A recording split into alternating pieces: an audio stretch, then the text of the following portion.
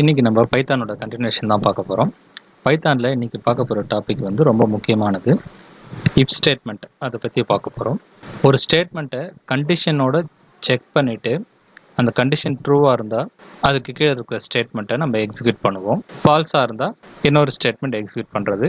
இது வந்து true or false அந்த மாதிரி ஒரு கண்டிஷன் லாஜிக்கல் டெஸ்ட்னு சொல்லுவாங்க. அந்த லாஜிக்கல் டெஸ்ட் வச்சு அதில் ட்ரூவாக இருந்தால் ஒரு ஸ்டேட்மெண்ட்டை எக்ஸிக்யூட் பண்ணுற மாதிரியும், ஃபால்ஸாக இருந்தால் இன்னொரு ஸ்டேட்மெண்ட்டை எக்ஸிக்யூட் பண்ணுற மாதிரி யூஸ் பண்ணுறது தான் இஃப் ஸ்டேட்மெண்ட் அப்படின்னு சொல்லுவோம்.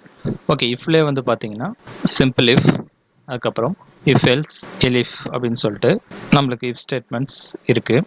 சரி, ஃபஸ்ட்டு இப்போ ஒரு சிம்பிளான ஒரு ப்ரோக்ராமை காமிக்கிறேன். ஓகே, இதில் வந்து நான் வந்து பிரிண்ட் ஸ்டேட்மெண்ட் மட்டும் யூஸ் பண்ணியிருக்கேன். மொத்தம் 6 லைன் வர மாதிரி. பிரிண்ட் ஸ்டேட்மெண்ட்டில் என்ன கொடுத்துருக்கேன் அப்படின்னா ஃபர்ஸ்ட் ஸ்டேட்மெண்ட் அப்படின்னு சொல்லிட்டு பிரிண்ட்டுக்குள்ளே கொடுத்துருக்கேன். ரெண்டாவது லைனில் second statement, third statement, fourth statement, fifth statement, last statement அப்படின்னு சொல்லிட்டு 6 லைனை நான் கொடுத்துட்டேன். இப்போ நான் அதை எக்ஸிக்யூட் பண்ணுறேன். எக்ஸிக்யூட் பண்ண உடனே நம்மளுக்கு என்ன ஆன்சர் வரும்? அங்கே இருக்கிற பிரிண்ட் ஸ்டேட்மெண்ட்டில் என்ன கொடுத்தோமோ அது அப்படியே டபுள் கொட்டேஷனில் என்ன கொடுத்தோமோ அது அப்படியே பிரிண்ட் ஆகிடும். நார்மலாக நம்ம பண்ணுற ப்ரோக்ராம் தான்.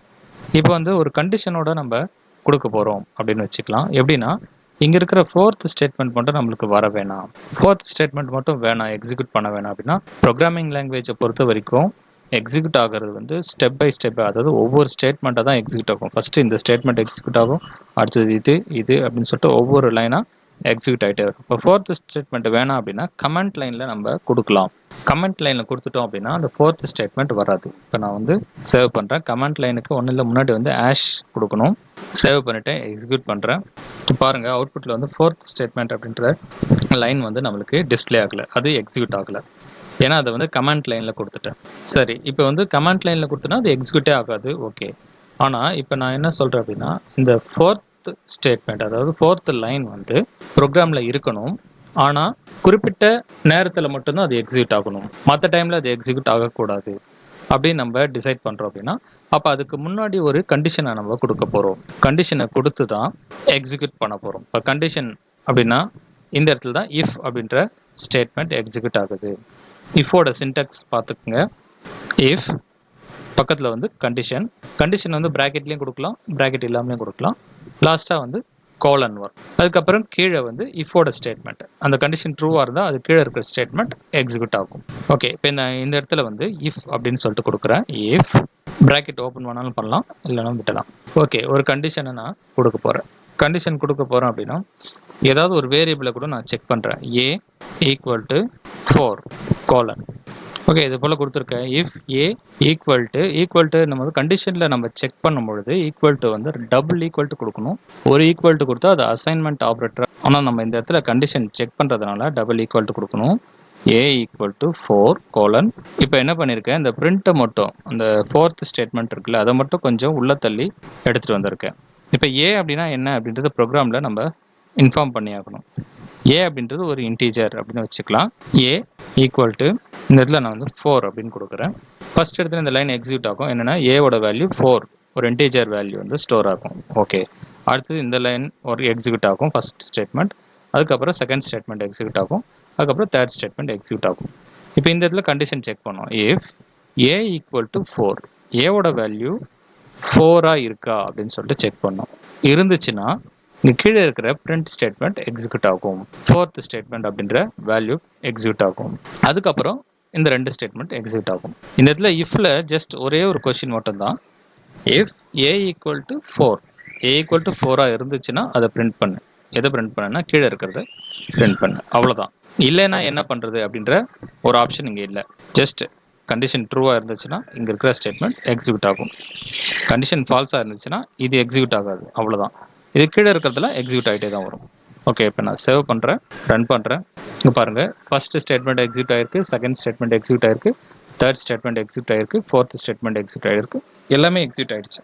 ஏன்னா அங்கே ஏவோட வேல்யூ வந்து 4 தான், அதனால தான் எல்லாமே எக்ஸிக்யூட் ஆகிடுச்சு. ஒருவேளை ஏவோட வேல்யூ 4ஆக இல்லாமல் வேறு வேல்யூவாக இருந்துச்சுன்னா, நான் வேறு வேல்யூ கொடுத்துருக்கேன், சேவ் பண்ணிட்டேன், ரன் பண்ணிட்டேன். இப்போ பாருங்கள், ஃபோர்த் ஸ்டேட்மெண்ட் மட்டும் எக்ஸிக்யூட் ஆகலை. ப்ரோக்ராம் பொறுத்த வரைக்கும் லைன் பை லைன் எக்ஸிக்யூட் ஆகும், ஒவ்வொரு லைனாக எக்ஸிக்யூட் ஆகிட்டு தான் வரும். ஆனால் இஃப் ஸ்டேட்மெண்ட்டை பொறுத்த வரைக்கும் ட்ரூவாக இருந்தால் மட்டும்தான் அது கீழே இருக்கிறத எக்ஸிக்யூட் பண்ண விடும். அப்படி ட்ரூவாக இல்லை அப்படின்னா அதுக்கு கீழே இருக்கிற ஸ்டேட்மெண்ட்டை எக்ஸிக்யூட் பண்ண விடாது. இதுதான் சிம்பிள் இஃப். ஓகே, சிம்பிள் இஃப்ல இன்னொரு ப்ரோக்ராமையும் நான் வந்து உங்களுக்கு எக்ஸிக்யூட் பண்ணி காமிக்கிறேன். இது வந்து நம்பர் நம்ம இங்கேயே கொடுக்குறோம், ப்ரோக்ராம்லேயே கொடுக்குறோம். யூசர் கிட்டேருந்து கெட் பண்ணுற மாதிரி ஒரு ப்ரோக்ராமை நான் கிரியேட் பண்ணி காமிக்கிறேன். இப்போ பாருங்க, ஏஜ் அப்படின்னு சொல்லிட்டு ஒரு வேரியபிளை நான் கிரியேட் பண்ணியிருக்கேன். அதை இன்டீஜராக கன்வெர்ட் பண்ணுறேன். இன்புட் ஸ்டேட்மெண்ட்டுக்கு உள்ளே கொடுத்துருக்கேன். அதாவது இன்புட் ஸ்டேட்மெண்ட் அப்படின்றது யூசர் கிட்டேருந்து கெட் பண்ண போகிற வேல்யூவை ஏஜ் அப்படின்ற வேரியபிளில் ஸ்டோர் பண்ணும். அந்த இன்ட்டுன்னு ஒரு ஃபங்க்ஷனை கொடுத்ததுனால இன்டீஜராக கன்வெர்ட் பண்ணி ஏஜ் அப்படின்ற வேரியபிள்குள்ளே ஸ்டோர் பண்ணிடும். ப்ராம்ப்ட் ஸ்ட்ரிங் வந்து நான் என்டர் யுவர் ஏஜ் அப்படின்னு சொல்லிட்டு கொடுத்துருக்கேன். யூசர் ஏதாவது அவங்களோட ஏஜை வந்து டைப் பண்ணுவாங்க. டைப் பண்ணும்பொழுது அந்த வேல்யூவை ரிசீவ் பண்ணி ஏஜ்குள்ளே ஸ்டோர் பண்ணிடும். இப்போ நான் வந்து ஏஜை வந்து செக் பண்ணுறேன். If age greater than or equal to 18 colon லாஸ்ட்டாக இஃப் ஸ்டேட்மெண்ட் எண்டில் கோலன் வரணும். கொடுத்துட்டு என்டர் ப்ரெஸ் பண்ணோடனே கர்சர் பாருங்கள் கொஞ்சம் தள்ளி ஸ்பேஸ் தள்ளி வந்திருக்கும். ஓகே, இப்போ கண்டிஷன் செக் பண்ணுறோம். Age greater than or equal to 18. Age வந்து 18 அதிகமாக இருந்தால் என்ன பண்ணணும் அப்படின்றத இந்த இடத்துல நம்ம கொடுக்க போகிறோம். நான் வந்து பிரிண்ட் அப்படின்னு கொடுக்குறேன். Print you are eligible for voting. மறுபடியும் கீழே என்டர் பண்ணும்போது இந்த பிரிண்ட்டுக்கு நேராக வருது. இங்கே ஒரு ஸ்டேட்மெண்ட் கொடுத்தாலும் இதுவும் வந்து என்ன ஆகும்னா இஃப் ஸ்டேட்மெண்ட் கூட எக்ஸிக்யூட் ஆகும். இல்லை எனக்கு போதும் இஃப் ஸ்டேட்மெண்ட்டுக்கு ஒரே ஒரு லைன் மட்டும் தான் நான் கொடுக்க போகிறேன் அப்படின்னா பேக் ஸ்பேஸ் கொடுத்துக்கலாம். இந்த இடத்துல ஏதாவது நார்மலாக மெயின் ப்ரோக்ராமில் ஏதாவது கொடுக்கணும் அப்படின்னா இங்கே கொடுத்துக்கலாம். ஆனால் இங்கே வந்து சும்மா ஜஸ்ட் பிரிண்ட்டு, இதில் வந்து ஜஸ்ட் யுவர் ஏஜ் அப்படின்னு சொல்லிட்டு நான் டிஸ்பிளே பண்ணுறேன். ஓகே, நான் சேவ் பண்ணுறேன், ரன் பண்ணுறேன். என்டர் யுவர் ஏஜ்னு கேட்குது. இப்போ நான் வந்து 18 அதிகமாக கொடுக்குறேன், 23 கொடுக்குறேன். பாருங்கள், you are eligible for voting அப்படின்னு சொல்லிட்டு ஒரு மெசேஜ் நமக்கு டிஸ்பிளே ஆயிருக்கு. அதுக்கப்புறம் கீழே கொடுத்துருந்த யுவர் ஏஜ் அப்படின்னு போட்டு அந்த ஏஜோட என்ன ஏஜோ அது வந்து டிஸ்பிளே ஆயிருக்கு. ஓகே, இப்போ நான் மறுபடியும் போயிட்டு ரன் பண்ணுறேன். இந்த தடவை 18க்கு கீழே கொடுக்குறேன் ஏஜை. ஏஜ் வந்து 12 அப்படின்னு கொடுக்குறேன். அந்த இடத்துல வந்து you are eligible for voting அப்படின்ற அந்த ஸ்டேட்மெண்ட் வந்து பிரிண்ட் ஆகலை. கீழே வந்து யுவர் ஏஜ் அப்படின்ற அந்த ஸ்டேட்மெண்ட் வந்து எக்ஸிக்யூட் ஆகிருக்கு. ஓகே, இது வந்து சிம்பிள் இஃப் அப்படின்னு சொல்லுவாங்க. சிம்பிள் இஃப்ல ட்ரூ செக்ஷன் மட்டும்தான் இருக்கும், ஃபால்ஸ் செக்ஷன் இல்லை. அதாவது இந்த இடத்துல கண்டிஷன் ட்ரூவாக இருந்தால் என்ன எக்ஸிக்யூட் பண்ணணுமோ அது மட்டும் தான் நம்ம இங்கே கொடுப்போம். ஃபால்ஸாக இருந்தால் என்ன பண்ணணும் அப்படின்றது இந்த இடத்துல நம்ம கொடுக்க மாட்டோம். இப்போ ஒருவேளை நம்மளுக்கு அதுவும் வேணும். இப்போ வந்து ஏஜ் 18 அதிகமாக இருந்தால் you are eligible for voting அப்படின்னு மெசேஜ் வந்தது போல், ஒருவேளை 18 கம்மியாக இருந்துச்சா you are not eligible for voting அப்படின்ற ஒரு மெசேஜும் நம்ம வந்து அங்கே கொடுக்கணும். அப்படின்னா இஃப் எல்ஸ் அப்படின்ற ஸ்டேட்மெண்ட்டை தான் நம்ம யூஸ் பண்ணி ஆகணும். இஃப் எல்ஸ் ஸ்டேட்மெண்ட்டோட சின்டாக்ஸ் பாருங்கள். மேலே வந்து இஃப் கண்டிஷன் கோலன் வந்துடும். அதுக்கப்புறம் கீழே வந்து ட்ரூ செக்ஷன்.